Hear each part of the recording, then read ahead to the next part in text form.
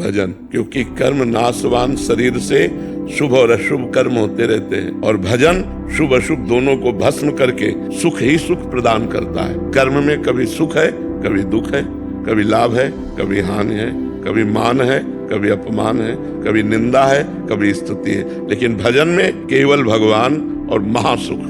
कर्म की ताकत नहीं कि अविनाशी पद प्रदान कर सके, भजन की ताकत है कि अविनाशी पद प्रदान करेगा। कर्म तुम्हारा अच्छा से अच्छा बनेगा तो स्वर्ग लोक जाओगे, वहां पुण्य भोग कर फिर मृत्यु लोक आओगे, लेकिन अच्छा भजन बन गया तो भगवान को प्राप्त हो जाओगे। कर्म से बड़ा भजन है, भजन करते हुए कर्म करो तो भगवान की प्राप्ति हो जाएगी। कर्म त्यागी नहीं होता, कर्म फल त्यागी होता है।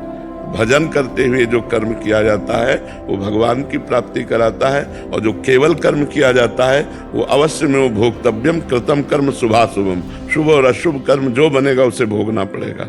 और भजन इन भोगों का विनाश करके भगवत प्राप्ति करा देता है। जो नाम जापक को सुख मिलता है, जो नाम की महिमा है, वो स्वयं भगवान नहीं वर्णन कर सकते। भजन की समानता कर्म कैसे कर सकता है।